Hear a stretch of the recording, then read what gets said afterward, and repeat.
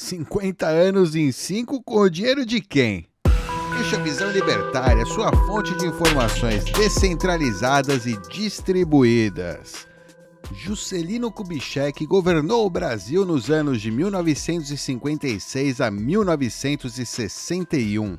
A principal marca do seu mandato foi o desenvolvimento de estradas, de indústrias, principalmente da indústria pesada, e o projeto de construção da nova capital do país, Brasília. Como devem imaginar, esse desenvolvimento é no sentido mais progressista possível da palavra. Juscelino Kubitschek fez jus aos dizeres na bandeira do Brasil, ordem e progresso. Isso não é um elogio. Esse progresso não tem nada de progresso. Não é possível afirmar que a população demandava pela existência de Brasília, nem mesmo pelas estradas ou indústrias da região.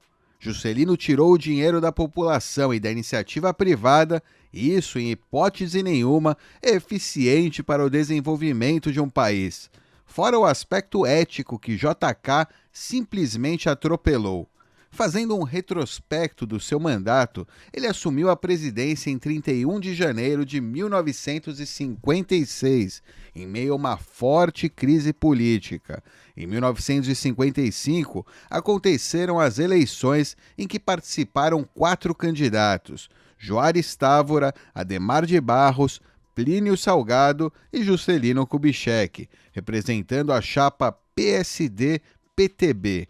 A campanha de Juscelino foi marcada pelo discurso populista que incitava uma necessidade de desenvolvimento do país. Para concretizar essa ideia, foi lançado o slogan que ficou famoso no seu governo: 50 anos em 5. Sua campanha deu certo e ele conseguiu assumir o poder, pois tinha o apoio de grupos como os corporativistas, os comunistas e os militares. Já no início do seu governo, ele apresentou o seu plano de desenvolvimento econômico, em outras palavras, socialismo econômico, que ficou conhecido como o Plano de Metas. Tal plano tinha como objetivo 31 metas, onde os investimentos seriam direcionados às áreas de energia, transporte, educação, indústria pesada e alimentação. No caso do transporte, o governo gastou consideravelmente na construção de estradas. Além disso, JK expropriou a população amplamente para construir infraestrutura de portos e aeroportos do Brasil. Os corporativistas devem ter adorado. Ainda, o governo torrou grande parte do dinheiro de impostos na construção de usinas hidrelétricas. Tudo isso a fim de dar suporte ao aumento do consumo de energia que acontecia com o crescimento da indústria.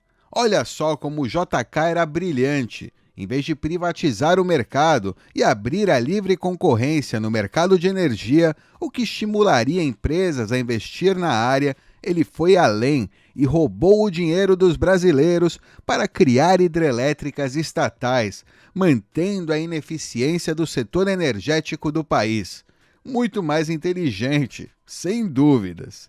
Ao todo, ele investiu 29% no transporte, 20% na infraestrutura, 43% na energia elétrica, 3,2% na alimentação e 4,3% na educação. Obviamente, como já argumentado, para fazer todos esses planos, ele aumentou os impostos, inflacionou a moeda e aumentou a dívida externa do país. Como complemento, JK também foi acusado de corrupção em todas essas construções que tiveram em seu governo. Vale ressaltar que esse plano de metas fazia parte dos 50 anos em 5, cujo objetivo principal era a construção de Brasília para ser a nova capital do Brasil. Esse plano da construção de uma nova capital já vinha de muito tempo antes, desde 1889, estipulado nas constituições brasileiras. Kubitschek se apoderou da ideia e quis levar ela adiante.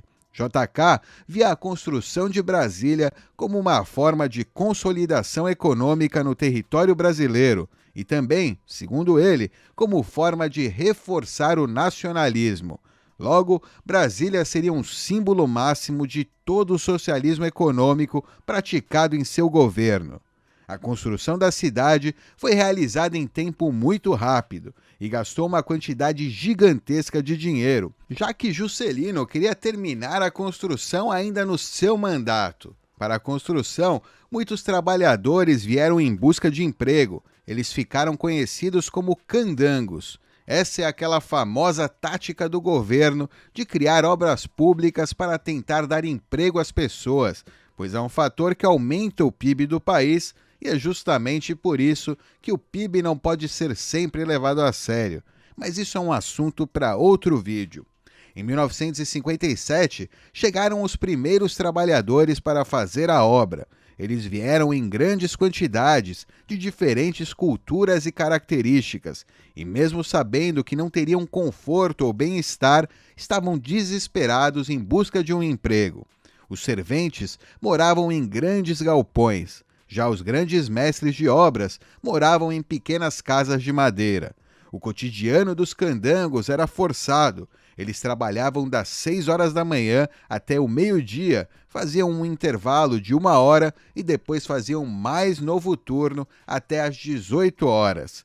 Em alguns casos, trabalhavam 14, 15, 16 horas por dia. O salário era pago por horas trabalhadas e, para aumentar o seu dinheiro, muitos trabalhavam excessivamente. Um candango falou como era trabalhar lá. No seu depoimento, ele disse: "Eu pegava a empreitada de 200 horas e com 2 dias eu dava ela pronta. 2 dias e 2 noites. Trabalhava 2 dias e 2 noites direto assim. Só parava para almoçar. E à meia-noite tomar o café, o lanche. Aí baixava eu minha pá, minha picareta e não queria nem saber." Acidentes aconteciam com frequência no trabalho desses indivíduos e eles eram atendidos em um hospital geral. Mais tarde foi construído o Hospital Distrital, que atendia os candangos acidentados. Muitos dos candangos morreram na execução do seu trabalho. É verdade que eles aceitaram trabalhar dessa forma porque concordaram, e do ponto de vista libertário, não há problema nisso. No entanto, vale destacar a situação desumana que o Estado submeteu esses indivíduos. Como sempre, suas próprias leis não se aplicam a eles mesmos, mas muitas vezes punem o empresário por situações infinitamente mais irrisórias do que a situação dos candangos. De modo exposto, dizem que Kubitschek alcançou resultados incríveis na economia, mas isso só foi possível pela cobrança de impostos dele e a grande inflação. Ele agravou muitos problemas no Brasil, em vez de desenvolver, como ele mesmo afirmava. Segundo os historicistas socialistas, JK investiu muito pouco nas áreas de educação e alimentação.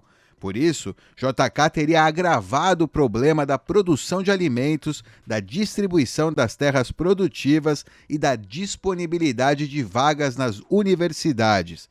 Mas fala sério, se teve uma coisa que Juscelino Kubitschek não fez, foi poupar a população de investimentos centralizados, que culminaram em posterior desastre econômico. Suas medidas agravaram-se e trouxeram uma crise nos anos 60. Além disso, devido ao seu projeto de 50 anos em 5, estima-se que a dívida externa tenha ficado cerca de 3 bilhões de dólares. Ainda, a inflação, que causou a maior insatisfação do seu governo na população, chegou à marca de 39,4% em todo o seu governo, sendo 7% no ano de 1957. Estávamos virando quase uma Argentina. Em uma entrevista, JK disse a seguinte frase: "Meu sonho é viver e morrer em um país de liberdade." Se esse era o sonho dele, ele conseguiu justamente o oposto. Tirou a liberdade de toda a população. O dinheiro que ele usou foi tirado das pessoas e o poder de compra da moeda despencou. Isso sem mencionar os milhares de setores da economia que ficaram extremamente dependentes de investimentos estatais. Juscelino seguiu sim um princípio de liberdade: se livre do seu dinheiro e dê ele a mim. E foi assim que JK saiu nos livros de história como o cara que melhorou a economia do Brasil. É isso aí, obrigado por sua audiência. Este artigo foi sugerido e escrito por César, revisado por Paulo Almeida e narrado por Bitdove. Se gostou do vídeo, clique no ícone de curtir aqui abaixo e compartilhe em suas redes sociais. Se quer ser notificado de novos vídeos, clique em inscrever-se e depois no ícone do sininho. Até a próxima, tchau!